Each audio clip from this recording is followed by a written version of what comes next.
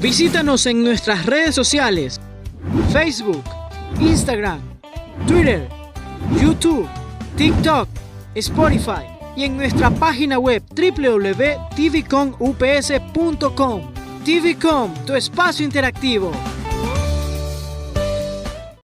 Visítanos en nuestras redes sociales: Facebook, Instagram, Twitter, YouTube, TikTok, Spotify y en nuestra página web www.tvcomups.com. TVCOM, tu espacio interactivo.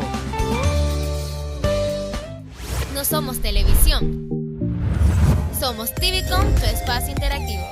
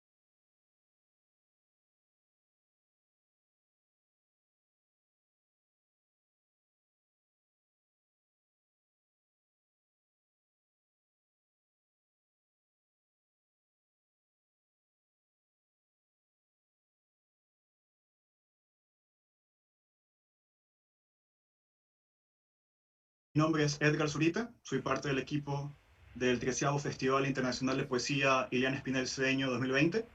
Quiero darles a todos la más cordial bienvenida a esta entrevista, que es una iniciativa del Festival Internacional de Poesía Iliana Espinel Cedeño, junto con la Carrera de Comunicación Social de la Universidad Politécnica Salesiana de Guayaquil y de Radio de la Coyuntura, para llevar a ustedes estas entrevistas sobre temas de política, de la pandemia, de humanidad y de lenguaje.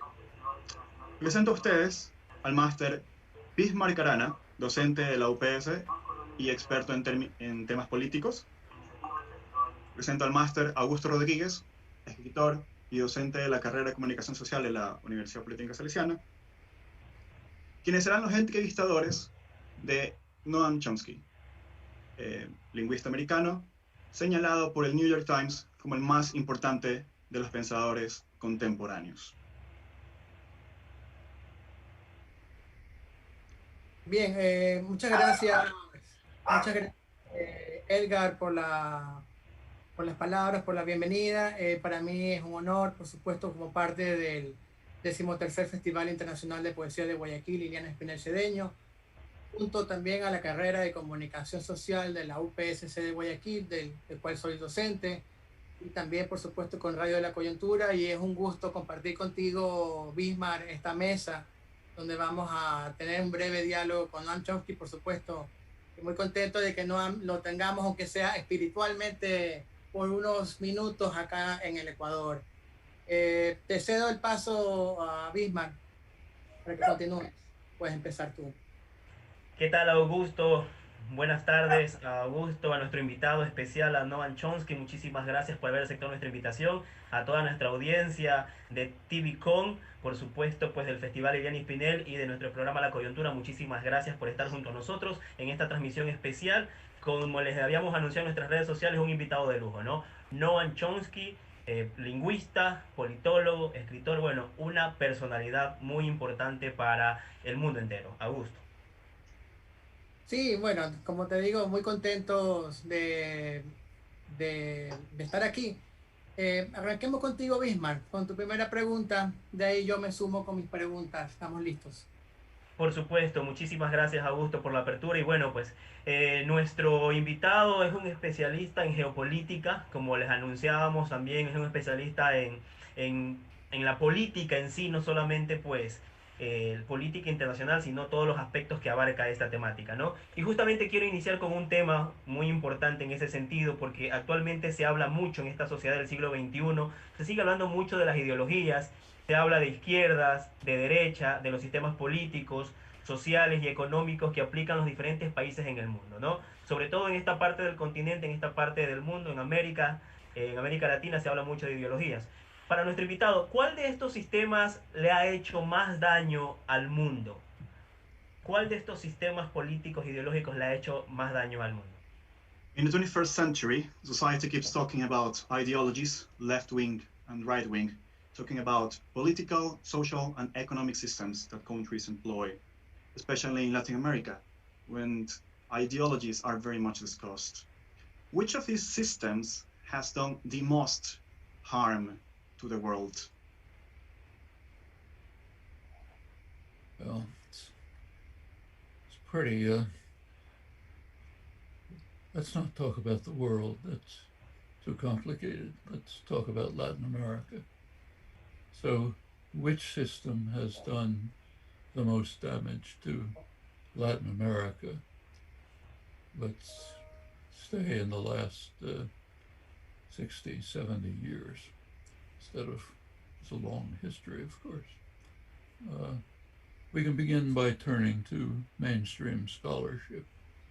So the major scholarly review of the Cold War, multi-volume history of the Cold War published by Cambridge University in England, Cambridge History of the Cold War.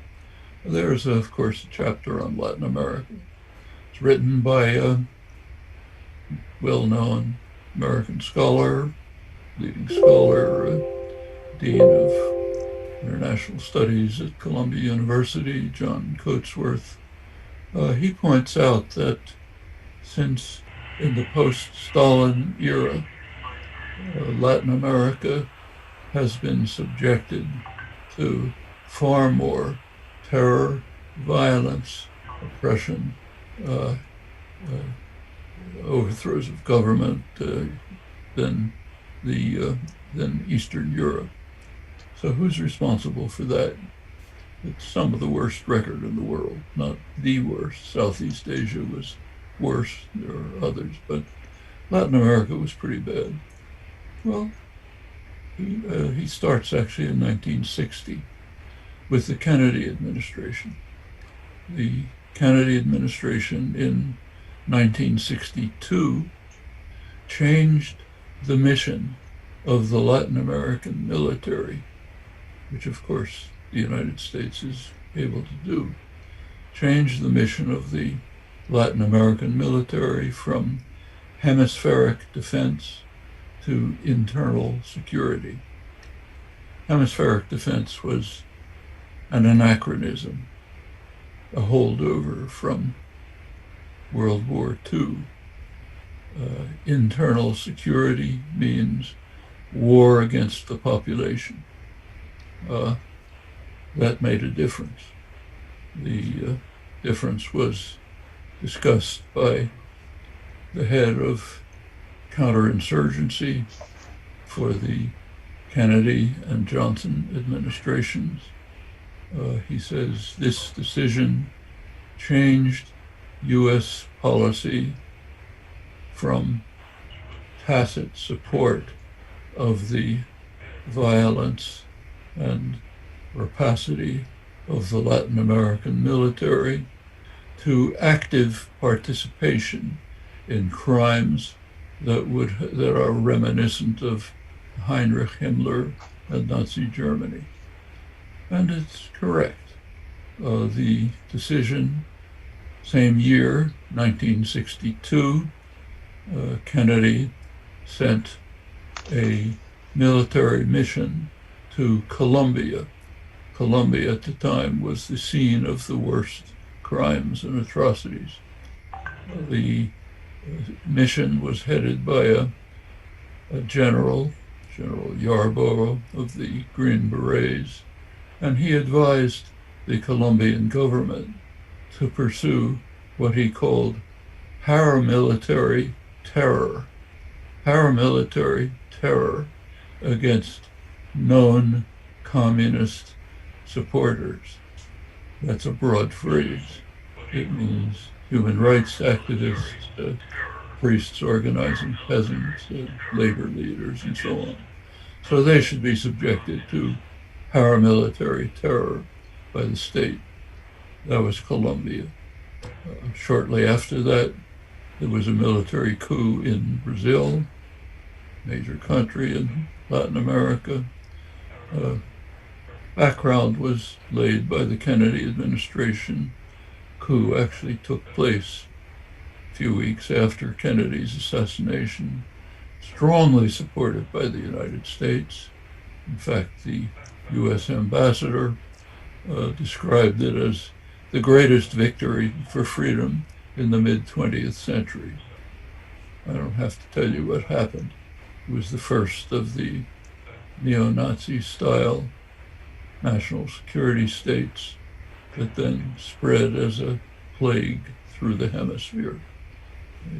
Uruguay, Chile, Argentina, which was the worst of them all, strongly supported by the United States, by Henry Kissinger, Ronald Reagan. Plague then spread to Central America, which was subjected to horrifying wars, atrocities during the 1980s, the Reagan years. A couple 100,000 people killed, about 800,000 tortured refugees,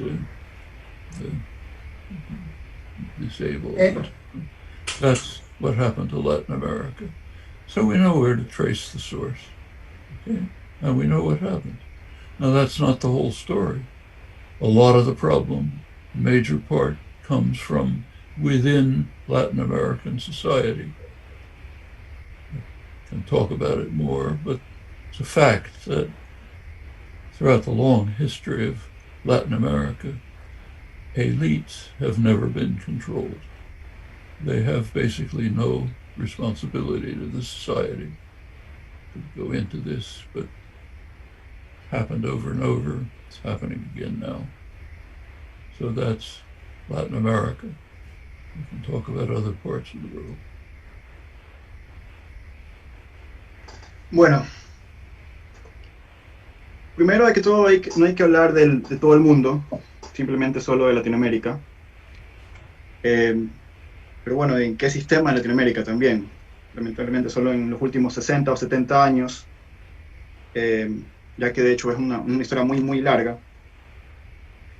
Me gustaría comenzar hablando por el Major Scholarly Review de la Guerra Fría, publicado por la Universidad de Cambridge. Hay un capítulo sobre Latinoamérica, escrito por John Cusack, el dean de la Universidad de Colombia, que habla sobre el terror, la violencia, la opresión,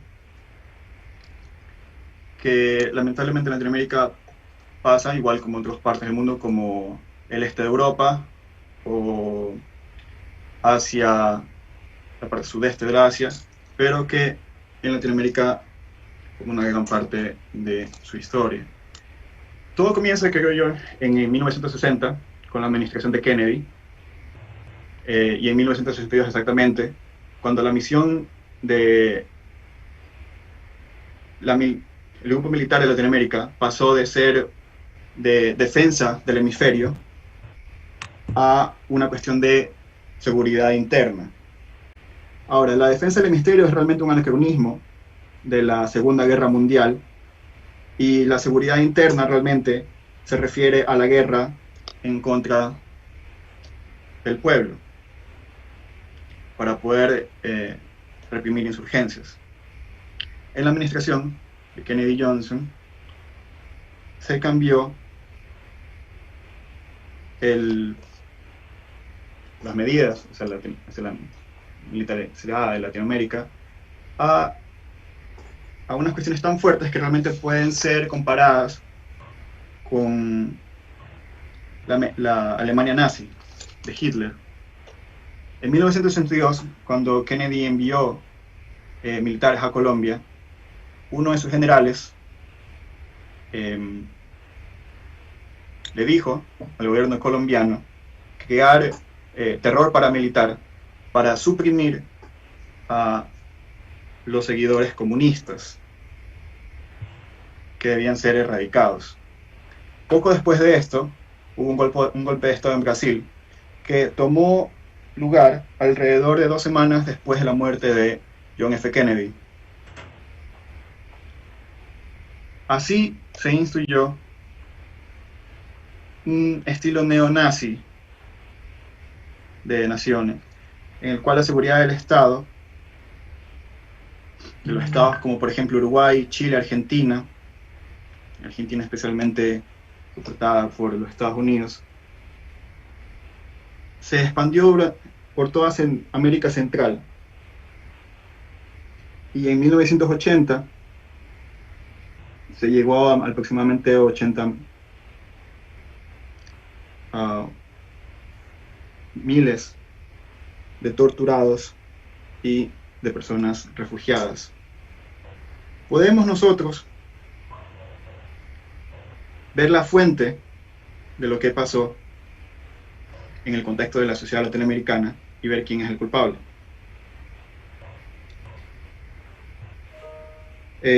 Otro de los problemas es que las élites, que en la historia de Latinoamérica las élites nunca han sido controladas, y esto sigue pasando y se sigue repitiendo.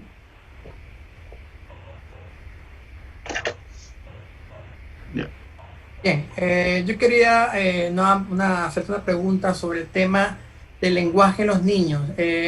Una de tus últimas entrevistas hablas de la importancia de la creatividad en el trabajo del lenguaje con los niños, pero me da la sensación como que ahora, tal vez como lo que hemos vivido o el mundo se está enfrentando a grandes problemas, podríamos decir, como que ahora es más importante que nunca. ¿Es así? ¿Por qué? ¿Por qué lo ves así? El trabajo de la creatividad con los niños. In one of your latest interviews, you talk about the importance, now more than ever, that many things are happening to the world, to work on language and creativity in children. Why do you think it is more important now than it was before? More important now than before to do what? To work on language and children, to work on language and creativity in children, sorry. Work on language and creativity in children. Creativity in children. Yeah. The work on language, we're now on a different dimension. The study of language is basically the study of the core of human intellectual nature and achievement and creativity. Language is our fundamental property that distinguishes humans from other species. Creativity in children is important if we think that human beings are important, and if we think that the future is important. Children are the future. If they are going to be trained to be passive and obedient, the future looks very dim. If they can be trained to develop and use their creative capacities, there's some hope for a better world, and also, of course, a better life for them. To be a free, independent, creative human being is far superior than to be a servant of powerful forces conforming to them. So I think the answers are straightforward. Bueno, creo que es como una dimensión completamente diferente del estudio del lenguaje, lo que está en el centro del ser humano, de su capacidad intelectual y creativa. Creo que es fundamental la propiedad que distingue, nos distingue de los otros animales, y que la creatividad en los niños es muy, muy importante. Sí, y nosotros creemos que la creatividad de los niños es importante porque el futuro realmente es importante. Realmente los niños son el futuro. Y creo que hay una necesidad de usar nuestras capacidades creativas para mejorar al mundo, para que sea más libre, más independiente, y los chicos se conviertan en seres humanos creativos. Y me parece que eso es mucho mejor a que sean esclavos de los diferentes sistemas. Y creo que la respuesta es bastante directa. Misma. Perfecto. Noam, siguiendo un poco con lo que nos había respondido en la primera temática sobre las problemáticas de los sistemas, específicamente en Latinoamérica, ¿considera que los acontecimientos vividos actualmente en este siglo XXI son resultados de lo que fue la Guerra Fría en el siglo XX? Estas problemáticas las podemos enmarcar justamente como resultado de esta Guerra Fría y podríamos considerar que la misma no ha finalizado en el mundo. So, following up with the question of the systems, do you think that all the events that have occurred so far in this century are a consequence of the Cold War? Do you think that the world is still immersed in this conflict that started in the second part of the 20th century? And that we're still living a Cold War? I would personally look at it a little bit differently. The Cold War was the consequence of more fundamental issues, and those fundamental issues remain after the Cold War. The fundamental issue is who is going to dominate the global system. The Cold War was a struggle over that. The United States emerged from the Second World War with overwhelming power, far beyond what any state had ever had in the past. Didn't control everything. There were parts of the world that were not controlled by the United States. Russia was not, and its satellites were not controlled by the United States. That's the basis for the Cold War. The U.S. committed itself immediately to trying to erode and undermine the parts of the world that were not subject to U.S. power. That included Russia. The original policies were to ensure the erosion and disappearance of Russian power so that U.S. power would extend over the entire world. When China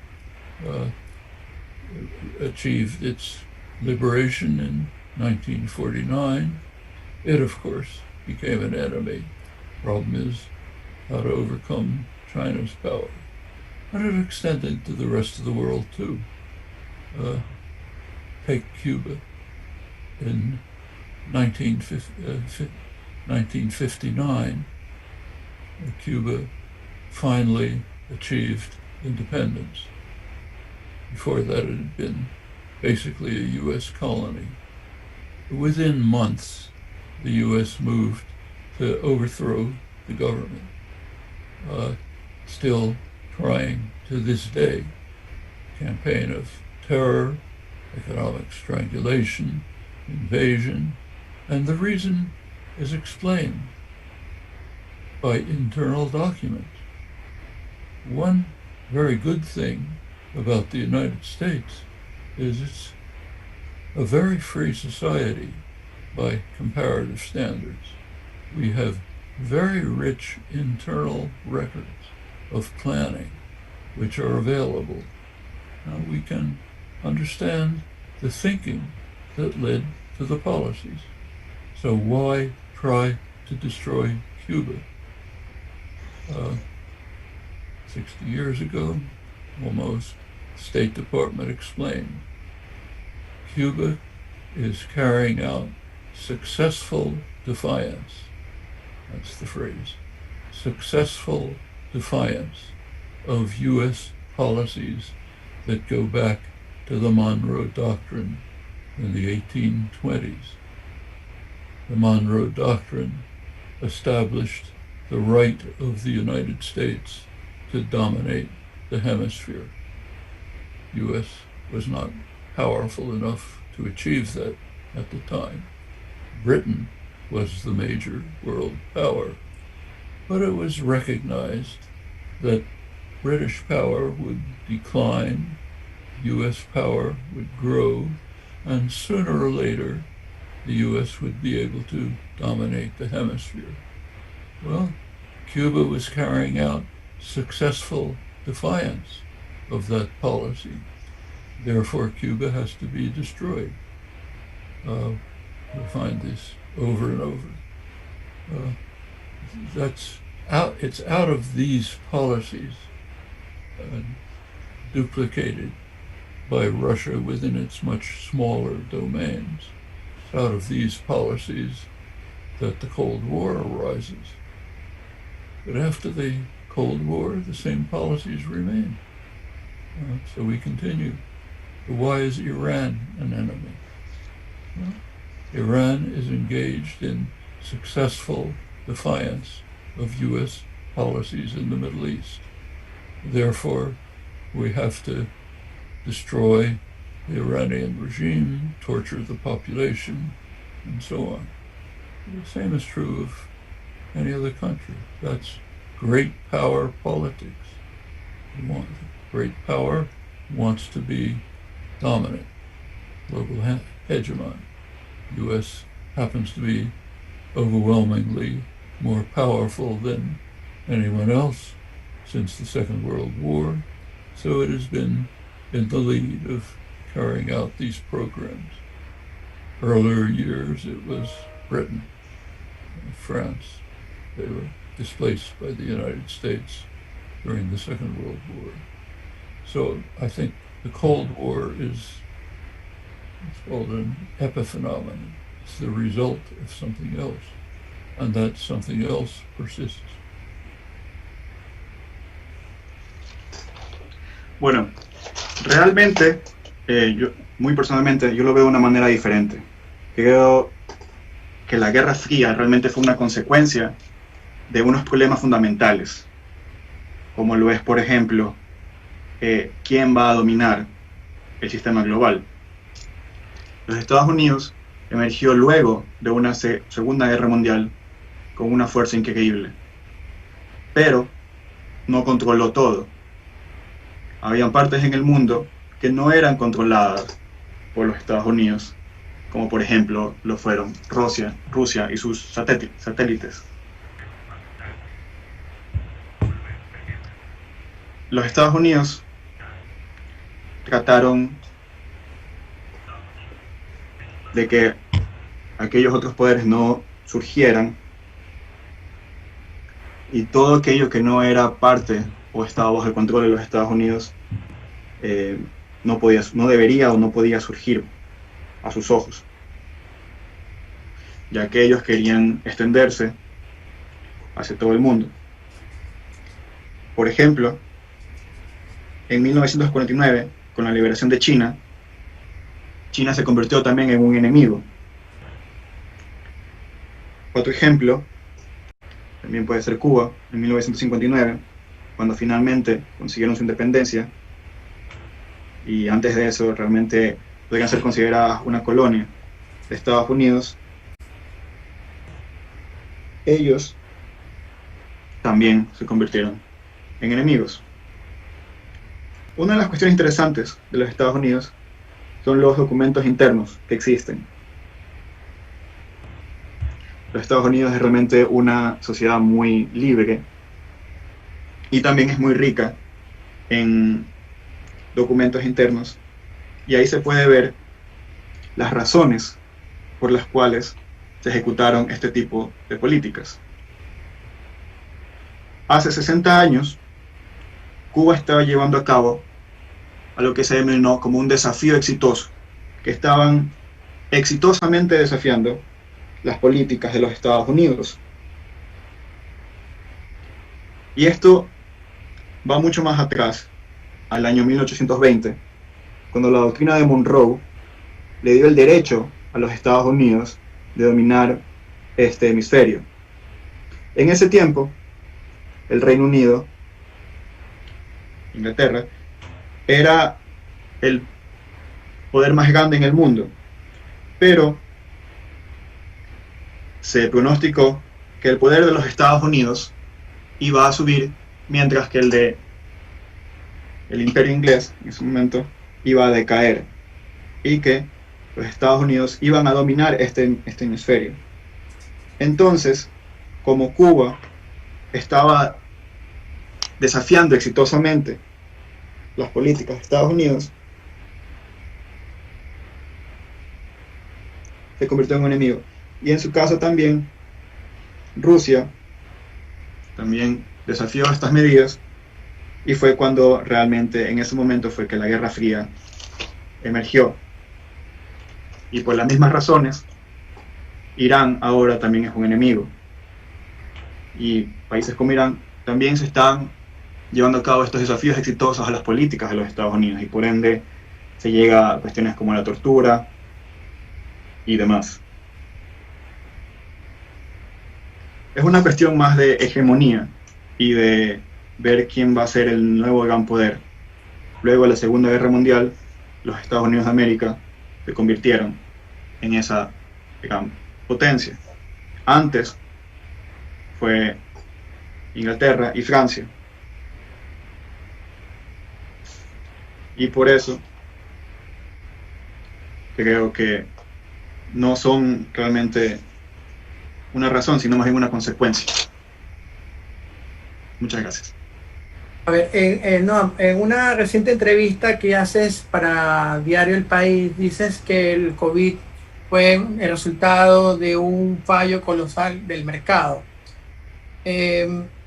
Por otro lado, también, ahora que vivimos en tiempos de miedo, de tiempos de pandemia, podemos ver que como que el lenguaje ha cambiado, se ha transformado en un lenguaje prácticamente bélico. Todo es como que estamos luchando contra un enemigo invisible.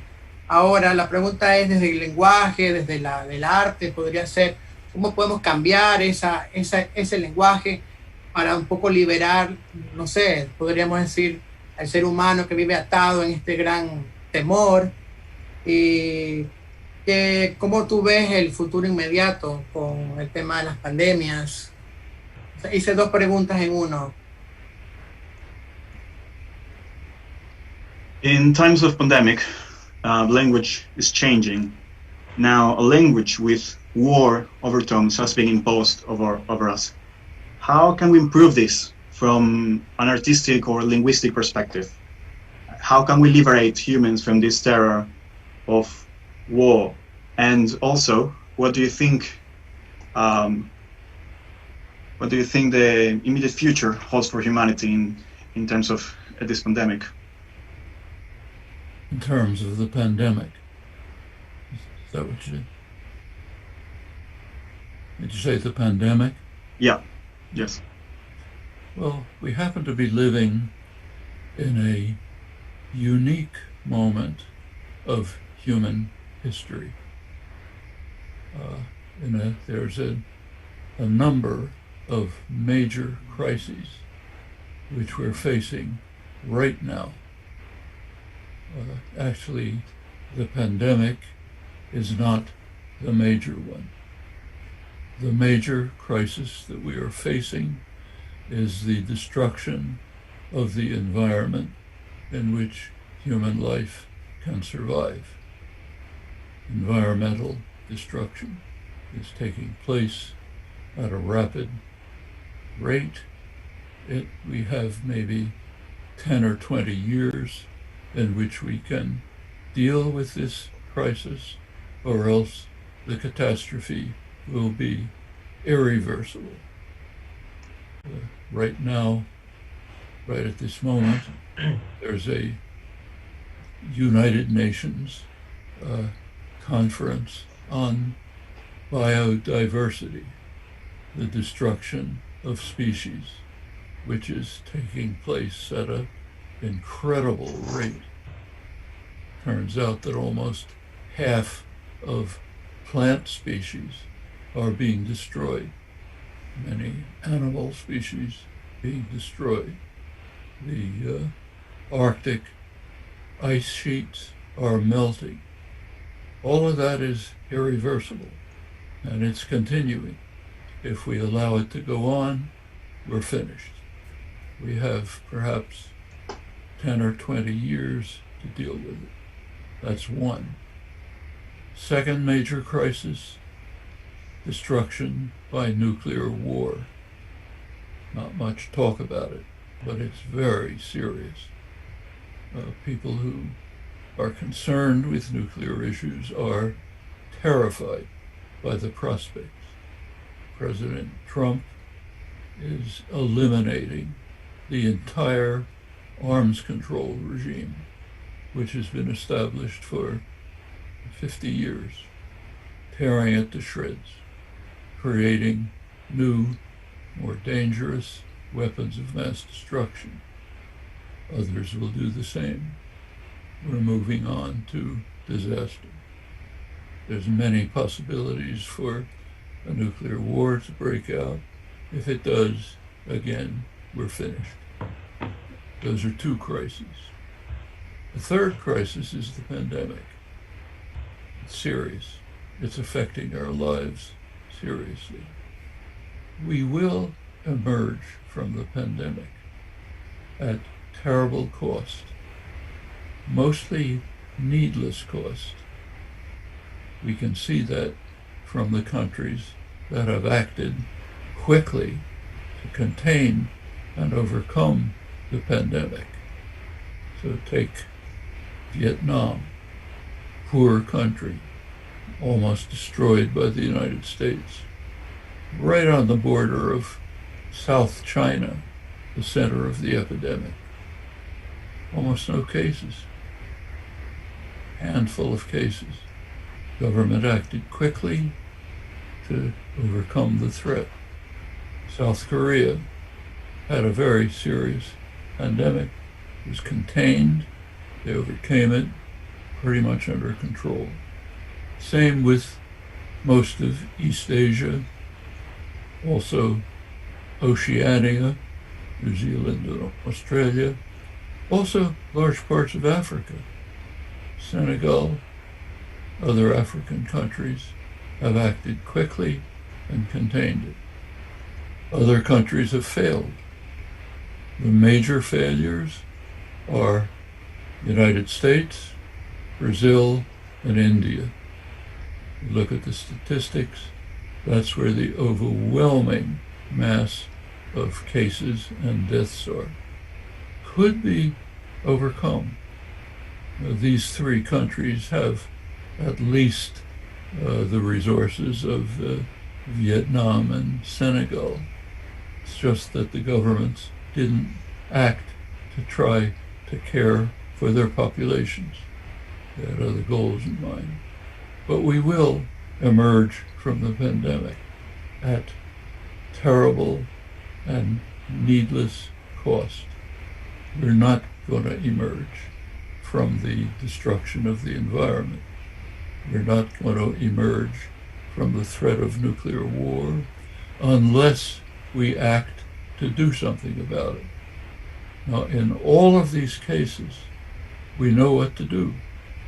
There are feasible measures well within our resources that could put a hold on the race to disaster and create a much better world. The means are there. Question is whether humanity is capable of grasping them.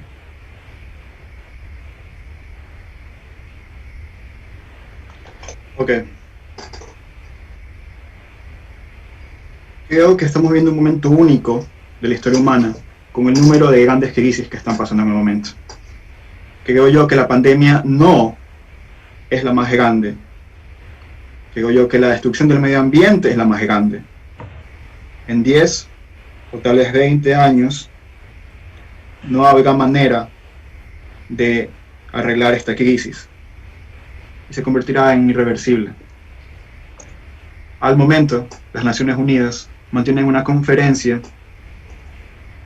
sobre la conservación de la biodiversidad, ya que la mitad del gran número de las especies de plantas y de animales están siendo destruidas. La segunda crisis más grande del momento, creo yo, es la destrucción por una guerra nuclear. Y mucha gente está terrificada, siente terror por lo mismo.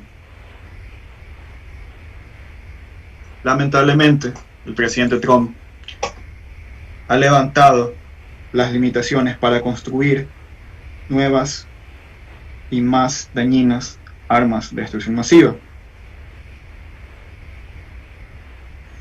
Lamentablemente, si esto llega a pasar, todos estamos jodidos. La tercera crisis vendría a ser la pandemia. Y creo que realmente todos sí vamos a emergir luego de la pandemia. A un gran costo, eso sí. Ya que algunos países muy pobres serán completamente destruidos. Ejemplos que ya han sido destruidos al sur de China. Pero hay otros países, por ejemplo, como Sur Corea, países del este asiático, países de Oceanía como Australia y Nueva Zelanda, o Senegal. Esos países que han actuado realmente rápido y que han logrado contener la pandemia. Sin embargo, hay otros países, como por ejemplo los Estados Unidos, Brasil e India, en los cuales las estadísticas dicen que la mayoría de casos provienen de estos países, en los cuales sus gobiernos no han querido o no les ha importado actuar en pro de su población y que han tenido otras cuestiones en sus cabezas. Nosotros sí vamos a emergir luego de la pandemia, pero lamentablemente no vamos a poder emergir luego de la destrucción del medio ambiente, ni tampoco luego de una guerra nuclear.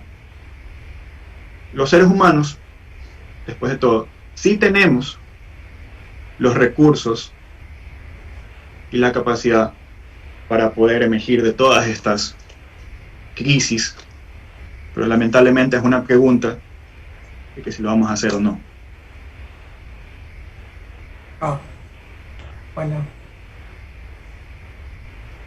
Perfecto, muchísimas gracias Noam y gracias a toda la gente que está sintonizándonos a través de las diferentes redes sociales. Muchísimas gracias a toda la comunidad de la Universidad Politécnica Salesiana y a todos nuestros seguidores a través de TVCOM y por supuesto el Festival Iliana y Espinel edición 2020 y por supuesto la coyuntura, ¿no? Siguiendo con esta conversación muy interesante con un invitado muy especial, quería justamente partir de la respuesta que nos acaba de dar, ¿no? Acerca de la pandemia y todo lo que ha dejado, ¿no? Y teniendo en consideración la respuesta que dio, y él hablaba pues del papel de Estados Unidos y de su presidente Donald Trump. ¿Qué le espera al mundo si se presenta una eventual reelección de Donald Trump ¿cuáles serían los resultados que esto emergería en el mundo y sobre todo Latinoamérica en lo político y económico, teniendo en consideración el escenario lamentable que durante el 2020 hemos vivido aquí en el mundo?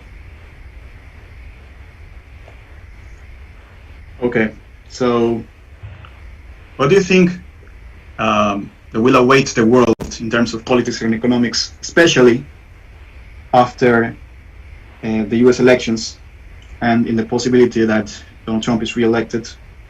What do you think will be the impact of that such thing will have in the world?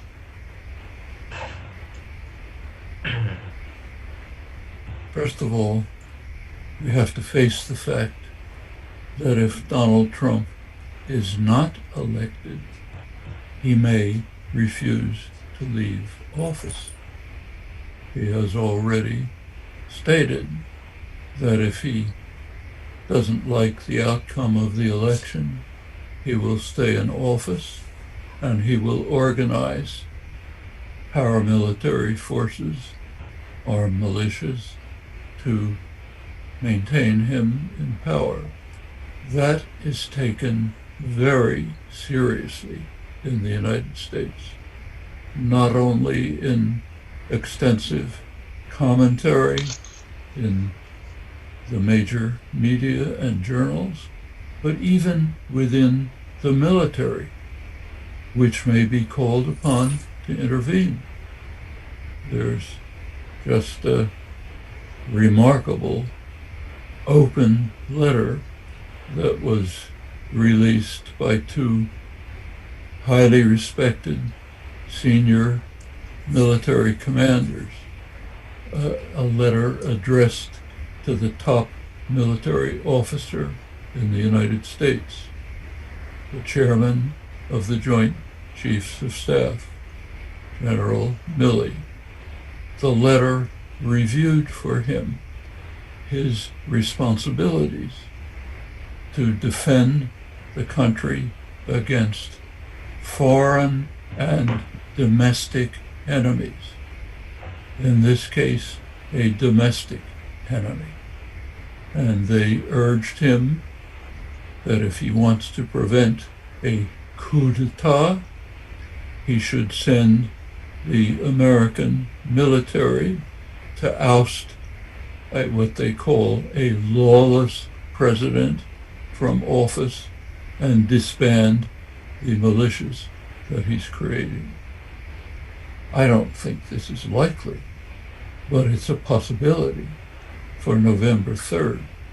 And the very fact that the possibility is being considered tells us a lot about the fragile state of democracy in the United States. But if Trump is elected, we face 4 more years of an accelerated race to destruction of the environment, increasing threats of nuclear war, destruction of all international arrangements, the creation of a reactionary international. The one major geostrategic plan of the Trump administration is to create an international of the most reactionary states to provide a base for American power in the world. In the Western Hemisphere, that means, of course, Bolsonaro's Brazil, other similar countries. In the Middle East, means the dictatorships, the family dictatorships of the Gulf, Egypt, which is now under the harshest dictatorship of its history, Israel, moving very far to the right, open relations with the most reactionary, brutal states in the world in many respects. That's the meaning of these negotiations and agreements that are taking place. Moving to the east, India, under Modi, who is destroying Indian secular democracy, trying to construct a Hindu nationalist ethnocracy, which will not only destroy Indian democracy, crush Muslims, destroy Kashmir. In Europe, Viktor Orban in Hungary, who's dismantling Hungarian democracy, others like him.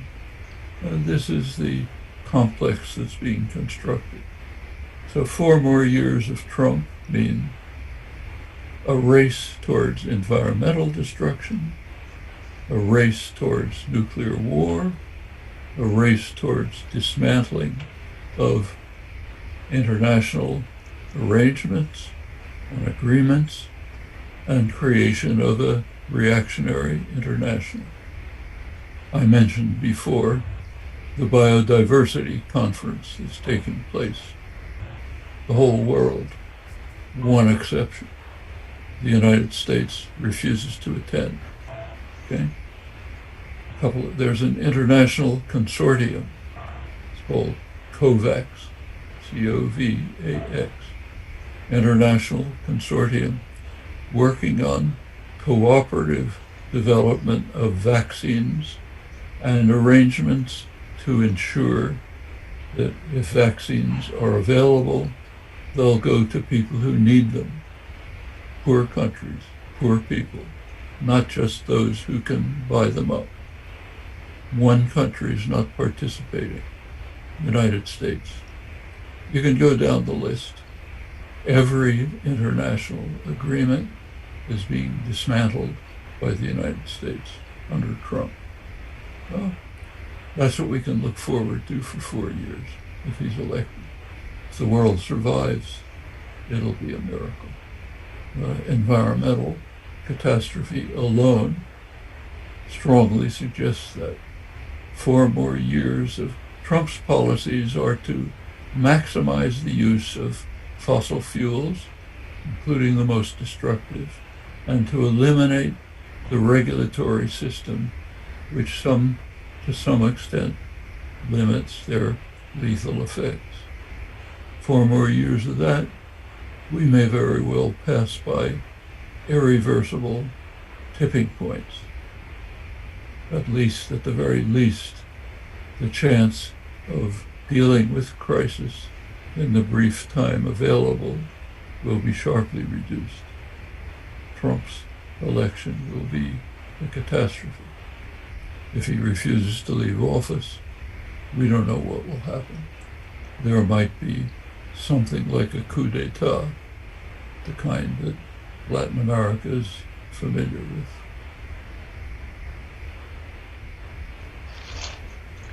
Ok.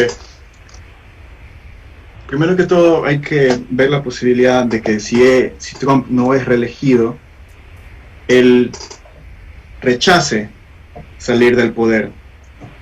Ha dicho que si no le gustan los resultados, él seguirá en el mandato y organizaría fuerzas paramilitares para poder mantenerse en el poder, lo cual mucha gente lo está tomando muy muy en serio, no solo en los Estados Unidos, sino también los diferentes medios y sobre todo los propios militares, quienes han sido llamados a intervenir.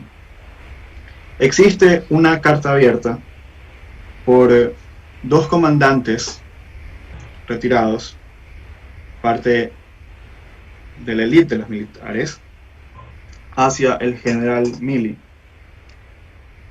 llamándole a que mantenga su responsabilidad en contra de enemigos extranjeros y domésticos, apuntando que en este caso es un enemigo doméstico y por ende prevenir un golpe de Estado de un presidente que está en el poder sin orden ni ley. Esto, si bien no es muy probable, realmente sí es posible. Y el solo hecho de que sea posible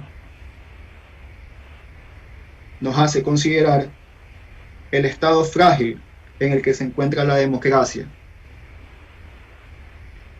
Si Trump es elegido, esto acelerará la carrera de la destrucción del medio ambiente. Esto también acelerará la posibilidad de una guerra nuclear. También generará que los diferentes acuerdos internacionales se rompan. Y cuarto, que se cree una coalición entre estados que no son muy democráticos.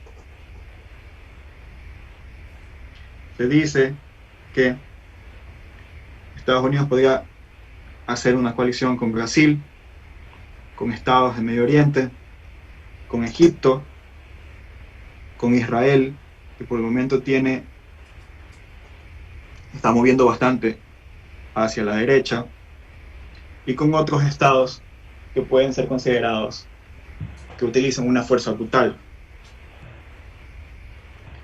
También podría suceder que se destruya la democracia en países como India, en la cual comienza a existir un partido hindú, lo cual podría generar que se destruya la democracia secular o laica en este país. Lo mismo puede pasar en ciertos estados musulmanes. Lo mismo puede pasar en lugares como Hungría. Y todo esto puede llegar a ser muy complejo. Para recapitular, son 4 las cuestiones que Trump puede acelerar.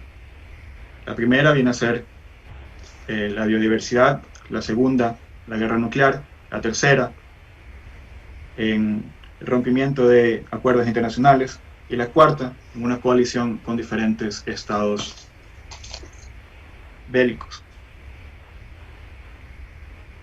En la conferencia que mencioné anteriormente, que se está llevando a cabo en las Naciones Unidas, Estados Unidos de América no está asistiendo.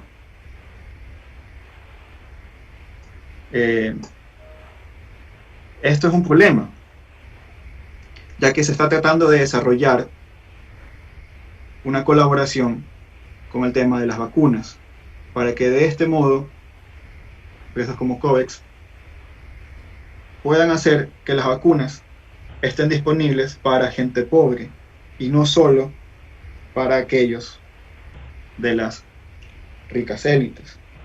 Y lamentablemente Estados Unidos no está atendiendo a esa conferencia. Si el mundo sobrevive, será un milagro, ya que 4 años más de las políticas de Trump se consideraría una destrucción al medio ambiente por su uso de combustibles fósiles, y podría llegar a un punto irreversible. La reelección de Trump sería una catástrofe.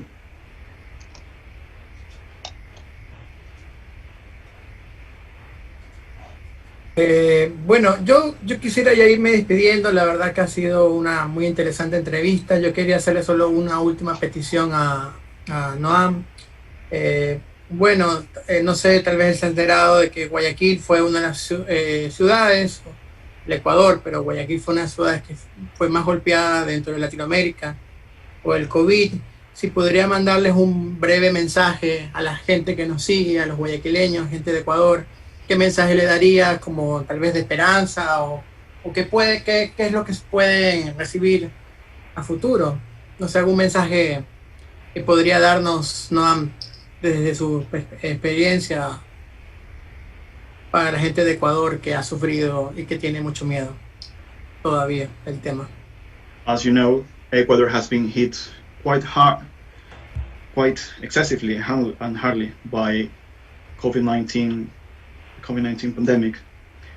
All the country, and especially the city Guayaquil, has been hit profoundly by the pandemic. Is there any message you would like to give them?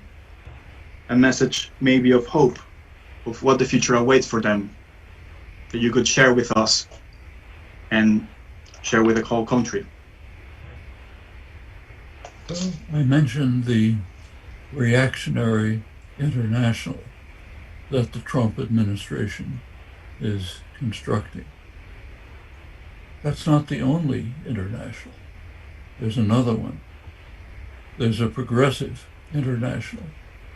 It just had its first international meeting a few weeks ago. It's based on the Bernie Sanders movement in the United States, a very powerful popular movement, and a counterpart in Europe. It's called DiEM25, DIEM25, founded by Yanis Varoufakis. It's a transnational European movement working throughout Europe, running candidates in parliamentary elections, European Parliament, activist work. Its goal is to preserve what is valuable in the European Union and to overcome the very severe flaws in the European Union. Those are the two bases for the international. It includes many voices, many participants from the South, the global South, South Asia, Latin America, elsewhere. Its first meeting a few weeks ago was in Iceland, where the Prime Minister is a member of the directors. That's another international. The first international, reactionary international, has the power of states. The progressive international has the power of people. There's a major international class war developing about the shape of the post-pandemic world. And it's in balance. There are powerful popular movements that want to change the world, create a much better world, overcome the crises, move forward towards a decent, civilized human existence, in which we care for people, and policy is directed to the needs of people, not the needs of profit for a tiny few.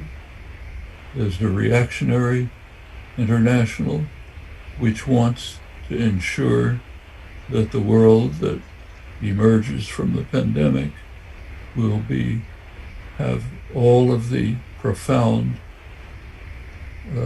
criminal elements that created the current situation, and will emerge in an even harsher form with governments that are more repressive and more controlled. Which of these forces will win? That's up to you. Nobody can predict. That's up to people like you all over the world. Is it a hopeful sign? I think so. It means there's a lot of hope if people grasp the opportunities that exist.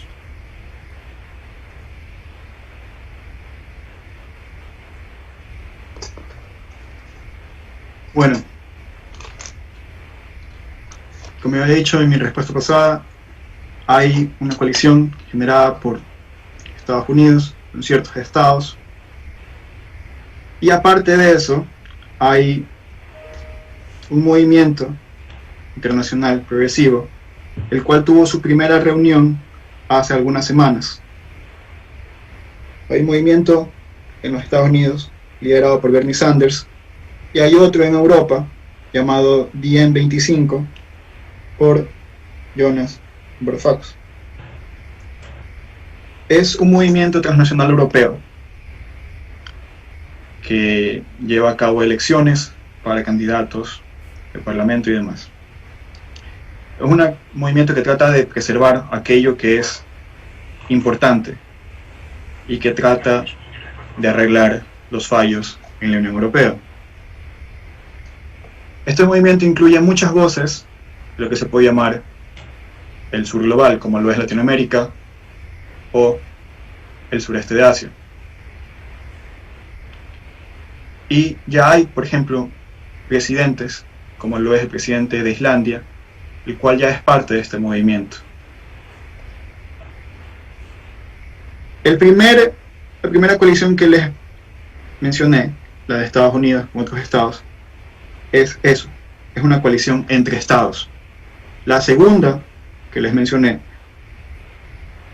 es un movimiento de la gente, de las personas, que va a tratar de mejorar el mundo luego de la pandemia. Lo que quiero decir es que hay movimientos poderosos para poder mejorar al mundo, para que sea más civilizado, más humano. Que sí hay movimientos que tratan de ver las necesidades de las personas y no el bolsillo de unos pocos. Que sí hay movimientos que tratan de asegurar que este mundo resurja. Y la pregunta es, ¿cuál de estas dos fuerzas va a ganar? Mi respuesta es que está todo en nosotros. ¿Que esto da esperanza? Yo sí lo creo, porque esto significa que gente como tú, como aquellos que estamos aquí, tienen un impacto y que podemos mejorar el mundo y darle más oportunidades.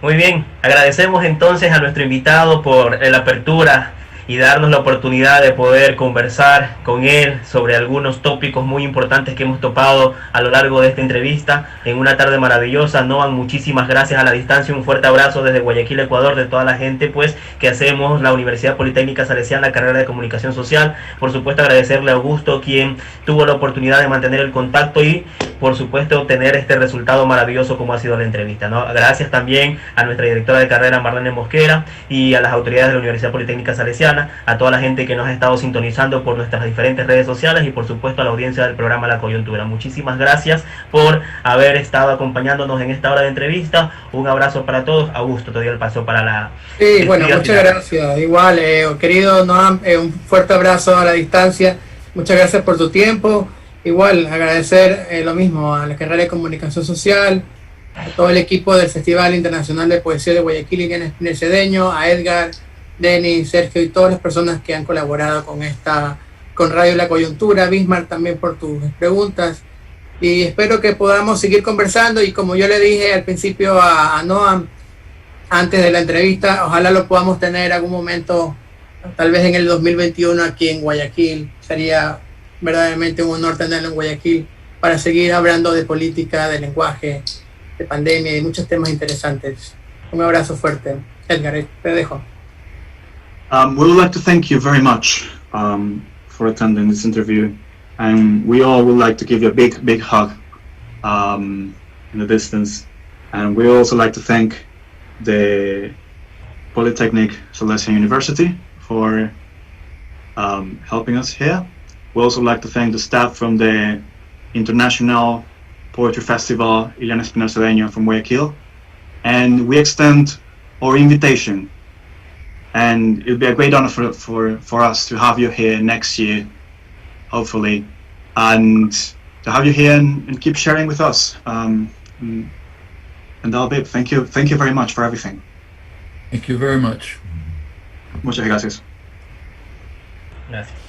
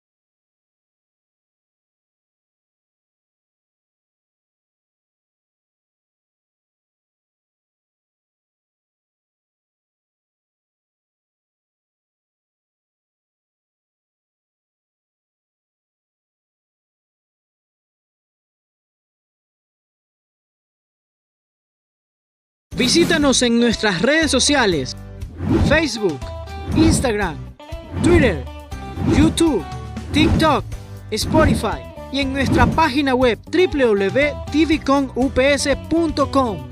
TVCOM, tu espacio interactivo. Visítanos en nuestras redes sociales: Facebook, Instagram, Twitter, YouTube, TikTok, Spotify y en nuestra página web